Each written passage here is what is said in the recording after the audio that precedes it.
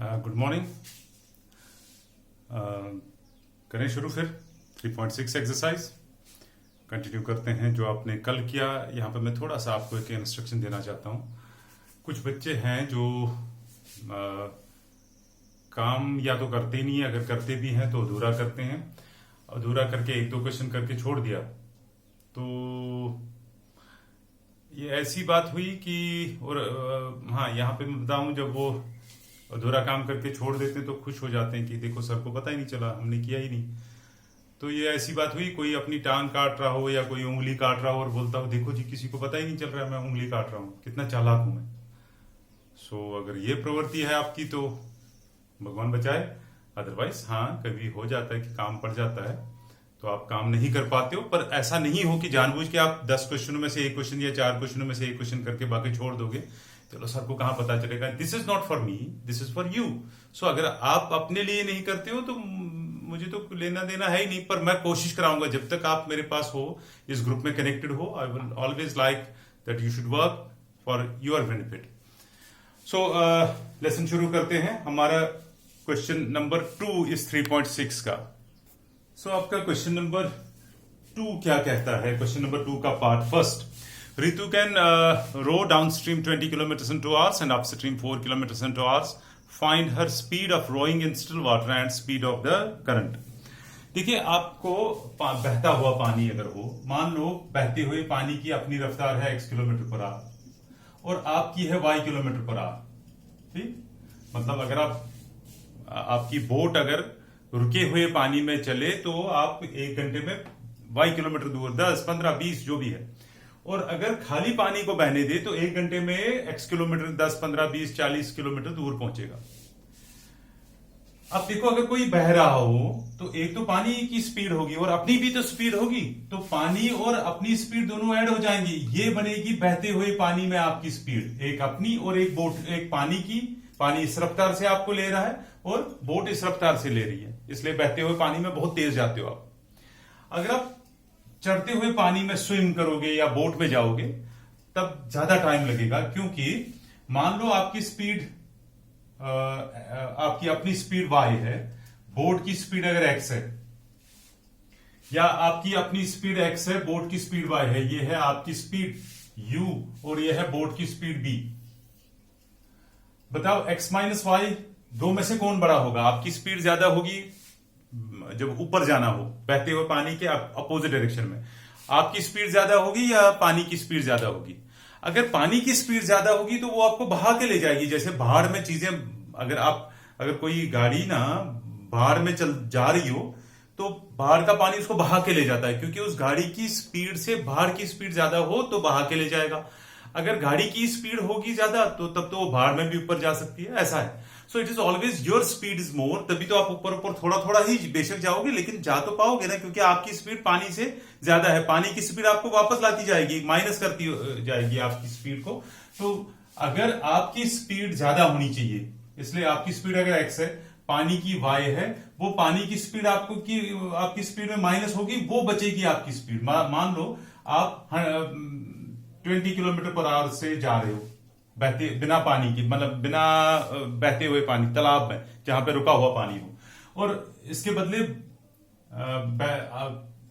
ये अगर बहते हुए पानी की स्पीड है, मैं गलत बोल रहा हूं, ये आपकी स्पीड है और बहते हुए पानी की स्पीड अगर 15 किलोमीटर पर आवर है, तो आप जा रहे हो ऊपर की ओर 20 किलोमीटर पर आवर, लेकिन पानी आपको 15 किलोमीटर नीचे की ओर ला रहा है उस घंटे में, तो आपका नेट स्पीड 5 ही किलोमीटर बचेगी ना। इसलिए चढ़ते हुए पानी में आपकी स्पीड और माइनस पानी की स्पीड, और जब आप बहते हुए पानी के साथ जाओगे तो दोनों की स्पीड ऐड होगी। ये आपको समझ में आना चाहिए। I hope you could understand this. अब 2 किलोमीटर में क्वेश्चन कह रहा है, 2 किलोमीटर में बहते हुए पानी में 2 घंटे में 20 किलोमीटर दूर जाता है, तो दोनों की स्पीड मिला के, क्योंकि बहते हुए पानी में दोनों की स्पीड में माइनस करके 4 घंटों में 2 ही किलोमीटर ऊपर की ओर जा रहा है। अब इस क्वेश्चन को हम लिखेंगे, यह है आपकी स्पीड और यह है पानी की स्पीड। उसके बाद मैं करके आपको बता दूंगा। हाँ, तो क्योंकि मैं वही टेक्निक फिर से कि जो मालूम करना है वही लेट करो। Speed of Ritu in Seattle water. Seattle water मतलब रुका हुआ पानी अगर होता, बहता नहीं होता, तब उसकी स्पीड x किलोमीटर मान लेते हैं और वाटर की y किलोमीटर।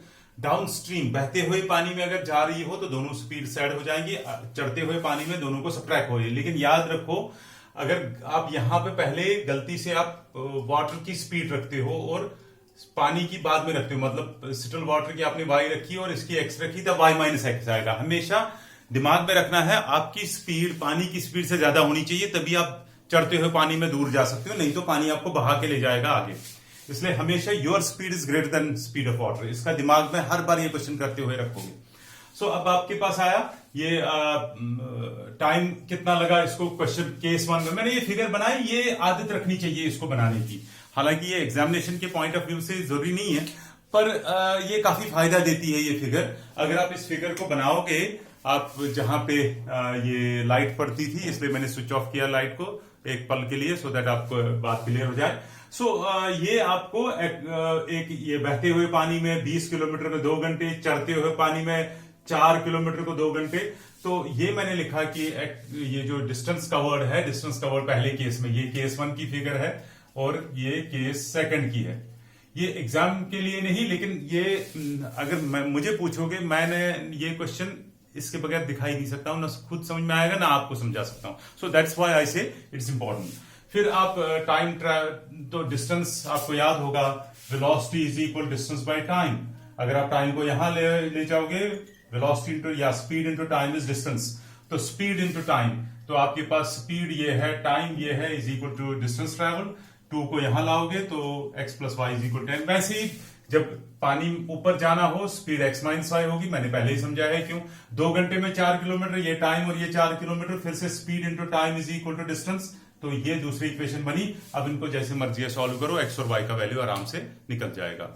फिर अब क्वेश्चन इसके बाद देखिए, ये जो इसका नेक्स्ट पार्ट है वो है एक क्वेश्चन नंबर 2 नहीं 3, क्योंकि 2 थोड़ा सा डिफिकल्ट है, बल्कि इस चैप्टर का मुझे लगता है one of the most difficult questions, इसलिए इसको रहने देते हैं। मैं पहले इजी वाले दिखाता हूं। Always go from easy to difficult, this is my suggestion. So Ruhi travelled 300 kilometers to her home, partly by train and partly by bus. She takes 4 hours if she travels 60 kilometers by train and remaining by bus. If she travels 100 kilometers by train and the remaining by bus, she takes 10 minutes. Question ऐसा है कि एक लड़की जाती है 300 kilometre घर से दूर। अगर पहले 60 किलोमीटर वो ट्रेन से जाती है और बाकी जो बचे हुए 240 किलोमीटर बस में जाती है, तो उसको 4 घंटे लगते हैं। लेकिन अगर वो पहले 100 किलोमीटर 60 के बदले 100 किलोमीटर जाती है ट्रेन में और बाकी 200 किलोमीटर, क्योंकि तो 350 है ना, तो 200 किलोमीटर बस में जाती है, तब उसको 4 घंटे और 10 मिनट लगते हैं। 10 मिनट फालतू लगते हैं। क्वेश्चन बताओ इसकी स्पीड, ट्रेन की स्पीड और बस की स्पीड। मैंने वही शुरू किया जैसे हमारा रूल है करने का, ये 3rd पार्ट है। तो ट्रेन की स्पीड x और बस की स्पीड y। पहले केस में डिस्टेंस ट्रेन के लिए 60 है। आपको याद होगा velocity speed is equal to distance by time, 9th में किया हुआ है। आप टाइम को यहां लाओ तो ये है होएगा डिस्टेंस अपॉन स्पीड, v मतलब वेलोसिटी भी है और स्पीड भी, यहां पे स्पीड इसका मतलब है t is equal distance by speed. So आप s मतलब डिस्टेंस, तो distance travel by train is 60। आपको टाइम निकालना हो, टाइम के लिए फॉर्मूला है डिस्टेंस बाय स्पीड। ये है distance by speed 60 by x, क्योंकि 60 और x टाइम लगता है। वैसे ही जो बस में ट्रेवल, बस की वजह से ट्रेवल करता था, वो हो गया 20 बाय y। इन दोनों का समय, ये आवर्स में आएगा टाइम, इन दोनों समयों को अगर ऐड करेंगे वो 4 घंटे लगता है। क्वेश्चन में लिखा 4 घंटे। मुझे लग रहा था 4 कॉमन होएगा, मैंने 4 निकाल के इसको कैंसिल कर दिया, ये कट हुआ, तो ये आई पहली आपकी इक्वेशन। 2nd केस में कहते हैं नहीं 100 किलोमीटर चलाओ, तो इस डिस्टेंस को 100 बाय x लगेगा। देखना time taken 100 by x, hours लिखना, यूनिट लिखना नहीं भूलना। बाकी बचे 200 किलोमीटर, उसको y की स्पीड है, तो 200 बाय y लगेगा टाइम टेकन इस हिस्से को चलने में। दोनों को ऐड करके, क्वेश्चन कह रहा है दोनों को ऐड करके 4 घंटे और 10 मिनट। 10 मिनट लिखोगे 10 बाई 60 आवर्स। आप इसको अलग अलग यूनिट नहीं लिख सकते हो, इसको लिखोगे आवर्स और इसको मिनट्स, वो नहीं चलेगा। इसको 10 बाई 60, 0 0 कैंसिल हुआ, 6 4 24 प्लस 1 25, तो ये आएगा 25 बाई 6। मुझे लगा ये 25 अगर मैं कॉमन निकालूं कैंसिल होगा, इसलिए मैंने 25 निकाला। यहाँ पे 4 by x 8 by y is equal to 25 by 6। 25 यहाँ ले जाएंगे तो डिवाइड होगा, कैंसिल होगा इसके साथ, तो आपकी दूसरी इक्वेशन बनी। अच्छा, इस डिनोमिनेटर 6 को मैंने मल्टीप्लाई किया क्योंकि मुझे हर बार जो ये न्यूमरल्स में डिनोमिनेटर होता है ना, फ्रैक्शन, मुझे गंदा लगता है। अगर आप वैसे कर सकते हो तो उसमें कोई दिक्कत नहीं है, आपको मल्टीप्लाई करने की जरूरत नहीं है। मैं मल्टीप्लाई करता हूं, 6 इंटू 4 हो गया 24, 6 8 48, तो ये बनी दूसरी इक्वेशन। अब नेक्स्ट फ्रेम में मैं आपको दिखाऊं कि इन दोनों को सॉल्व, बिल्कुल ये कल जैसे क्वेश्चन, कल के क्वेश्चन जैसा है, लेकिन थोड़ा सा कम्बलसम है। मैं आपको अभी करके बताता हूं ये कैसे करेंगे हम। मैंने पुट किया पहली equation 1/x is equal U P और 1/y इज इक्वल क्यू, उसमें भी ऐसे ही। फिर इस वाली को इसके 24 से और उसको इसके 15 से मल्टीप्लाई करके देखा। इसको मल्टीप्लाइंग फर्स्ट बाय 24, आप देखोगे जैसे हम करते हैं तो ये q आएगा 1/80 q, और इसी तरह से p आएगा 1/60, फिर p 1/60 का मतलब हो गया 1/x 1/60, that means x is equal 60। वैसे ही ये 60 और 80 इसका आंसर हुआ। ये क्वेश्चन मैंने करके रखा है, आप देख सकते हो और चेक करो। कैलकुलेट मैंने पूरा इसलिए किया है क्योंकि थोड़ी सी कैलकुलेशन इसमें लंबी थी, मैंने सोचा किसी को शायद प्रॉब्लम हो। ये क्वेश्चन मैंने कहा ये कॉम्प्लिकेटेड क्वेश्चन है as compare to other questions. Question देखना, ऐसे क्वेश्चन पहले मैं ये क्वेश्चन पढ़ूंगा फिर कुछ बताता हूं। 2 women and 5 men can finish an embroidery work in 4 days, while as 3 women and 6 men can finish the same work in 3 days. Find the time taken by 1 woman alone to finish the work and 1 man. अगर दो, मैंने यहाँ पे rough जैसा बनाया, मैं बार बार कहता हूं ये रफ एग्जाम में के लिए जरूरी नहीं है, लेकिन अगर मैं ऐसा नहीं करूं मुझे क्वेश्चन ना समझाना आएगा ना खुद समझ आएगा। सो मैंने ऐसे लिखा 2 मैन और 5 औरतें 4 दिनों में इस शॉल को एम्ब्रॉयडरी काम कर सकते हैं, इसके ऊपर वो एम्ब्रॉयडरी का वर्क कर सकते हैं। और 3 मर्द और 6 औरतें अगर इकट्ठे बैठते तब 3 ही दिन लगते हैं। क्वेश्चन है अगर एक अकेला मर्द काम करे तब कितने दिन, और अगर या तो अगर अकेली औरत काम करे तब कितने दिन। वही हर क्वेश्चन में जो तरीका है, जो ही मालूम करना है वही लेट करो। सपोज एक मर्द अकेला, उसको x दिन लगते हैं, पता नहीं 20 दिन 30 दिन 40 दिन कितने दिन लगते हैं, और एक औरत अगर अकेली बैठे काम करने उसको 22 डेज लगते हैं। ये नहीं पता दो में से कौन बड़ा, हमें समझ में नहीं आता। ऐसे क्वेश्चन या तो ऐसा होता है कि 2 औरतें 3 मर्द या 3 बच्चे, इस प्रकार का क्वेश्चन। दूसरा होता है नलकू वाला क्वेश्चन आता है, आपकी मैथ बुक में है। एक नलका 3 बड़ा सा नलका है, वो टंकी को भरता है 3 घंटे में, फुल कर लेता है। दूसरा छोटा नलका है वो 8 घंटे में फुल करता है। वो बताओ दोनों अगर ऑन इकट्ठे रखें तो तब कितने घंटे में फुल करेंगे। ऐसे कुछ क्वेश्चंस। तो या मजदूर 5 मजदूर काम करते हैं किसी खेत में, तो इतने समय में काम करते हैं, फिर उनके साथ और 3 मजदूर आ गए। ऐसे कुछ क्वेश्चंस हैं जिनका स्टाइल ये है करने का। देखो एक अगर इसको उल्टा करना होता है, इसके बाद अभी आपने लिखा एक man alone can finish the work in X days. अब in X days 1 man can finish 1 complete job, जो उसको बोला है शॉल को पे काम करो, एम्ब्रॉयडरी का काम। अगर उसको एक ही दिन में बोले काम करने के लिए, वो इसका एक्स पार्ट 1 क्योंकि एक्स यहां पे डिवाइड होगा ना, 1/x होगा, मतलब पूरे समय में एक मर्द पूरे शॉल को एक्स, पता नहीं 50 दिन लगते हैं, एक दिन में 50वां हिस्सा करेगा ना, दूसरे दिन और 50 और 50 और 50 करके पूरा काम, ये एक मर्द ने एक दिन में काम किया। इसी तरह से एक औरत, मान लो एक औरत को पूरा शॉल का काम करने में y डेज लगते हैं, तो y डेज में एक शॉल बनाएगी, एक दिन में कितना बनाएगी, उसका वायथ पार्ट, मतलब औरत ने यहां से शुरू किया, उसने इतना हिस्सा बनाया। अब हो सकता है ये इससे ज्यादा हो, क्योंकि औरतों को एम्ब्रॉयडरी का काम अच्छी तरह से आता है मर्दों के मुकाबले में, बल्कि हर काम मर्दों के मुकाबले में अच्छी तरह से आता है। तो ये जो पोर्शन है ये औरत ने किया, ये एक दिन का ये मर्द ने किया, तो दोनों मिला के कितना करेंगे, बोलो। ये 1/x पार्ट और 1/y पार्ट का ऐड, वही मैंने लिखा। दोनों को अगर दोनों काम करें तो x और y पार्ट, लेकिन अगर ये दो मर्द हैं तो 2/x काम करेंगे, अगर ये 5 औरतें हैं तो 5/y काम करेंगे। वही मैंने लिखा 2 men and 5 women can finish in 1 day, एक दिन में इतना काम करेंगे। 2 मर्द करेंगे इतना, 2 औरतें इतना करेंगी, तो दोनों को ऐड करोगे, तो 2/x और 5/y को ऐड किया आपने। लेकिन अगर 4 दिन लगाए दोनों, 2 मर्द और 5 औरतें अगर 4 दिन लगाए तो इसको इंटू 4 करेंगे, इतना काम खत्म करेंगे। क्वेश्चन कह रहा है 4 दिन में पूरा शॉल ही कंप्लीट करते हैं, ये फिर ये पूरा शॉल का काम हुआ। पूरा शॉल हम लेते हैं 1।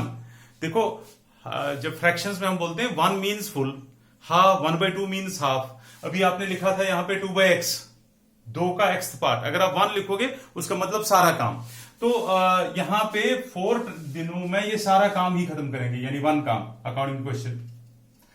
फिर मैंने मल्टीप्लाई किया, ये बनी पहली इक्वेशन। अब इसी तरह से मैं दूसरी इक्वेशन बनाऊंगा। दूसरी इक्वेशन में similarly according to second condition, उसमें क्या क्वेश्चन कहता है 3 मर्द और 6 औरतें, 3 मर्द हो गया 3/x, 6 औरतें काम करेंगे एक दिन में 6/y, और इनको अगर 3 दिन दे काम करने के लिए तो इंटू 3, इससे पूरा काम खत्म होगा। इसको देख के अब ऐसे बनाएंगे, तो मैं लिखूंगा 9/x plus 3 6 18/y is equal to 1। मैंने 3 को पार इसलिए नहीं लिया क्योंकि 1/3 बनता, फ्रैक्शन मुझे अच्छा नहीं लगता। मे भी आपको लगता हो तो आप ऐसे ही कर लो, मुझे अच्छा नहीं लगता। जैसे कल मैंने कहा था कुछ बच्चों ने क्वेश्चन वो जो 3x प्लस y वाला, ये वाला 8वां पार्ट, कुछ बच्चों ने एक मेथड यूज किया है एलिमिनेशन मेथड, और वो मेरे हिसाब से कठिन मेथड है। उनको खुद आया होगा तो अच्छी बात है, पर मुझे वो मेथड थोड़ा सा कम्बरसम, मुश्किल सा लगता है। अगर आपने खुद किया है तो अच्छी बात है। तो इसी तरह से मैं इसको पुट करूंगा 1/x is equal to p। वैसे ही तो ये अब मैं रफली लिखता हूं, ये इक्वेशन बनेगी 9p plus 20q is equal to 1, और ये बनेगी ये 8p होगी, ये बनेगी 9p plus 18q is equal to 1। फिर मल्टीप्लाई करके p और q का वैल्यू निकालोगे और सब्स्टिट्यूट करोगे। So this is the end of the chapter. जो इसमें जो एक्सरसाइज आप मिसलेनियस एक्सरसाइज है सीबीएसई में, स्टेट बोर्ड में शायद नहीं है। मिसलेनियस एक्सरसाइज जो सीबीएसई में है वो अभी हम नहीं करेंगे, वो जब रिवीजन शुरू करते हैं उस वक्त भगवान ने चाहा तो एग्जाम्पल्स और रिवीजन हम साथ साथ करेंगे। किसी बच्चे ने मुझे व्हाट्सअप किया था कि उसको कोई एग्जाम्पल अच्छी तरह से नहीं आती। पहली बात कि मैं एग्जाम्पल्स एक कुछ चैप्टर्स खत्म करने के बाद दिखाने की कोशिश करूंगा, लेकिन अगर किसी को वैसे ही मजबूरी हो तो मेरे को फिर याद दिलाओगे, मैं उस पर्सनली उस बच्चे को हेल्प करूंगा। अदरवाइज आप खुद करने की कोशिश करो, हो सकता है समय समय पे जहां जहां दिक्कत हो मैं हेल्प करूंगा। थैंक यू, कल मिलते हैं। Thanks a lot.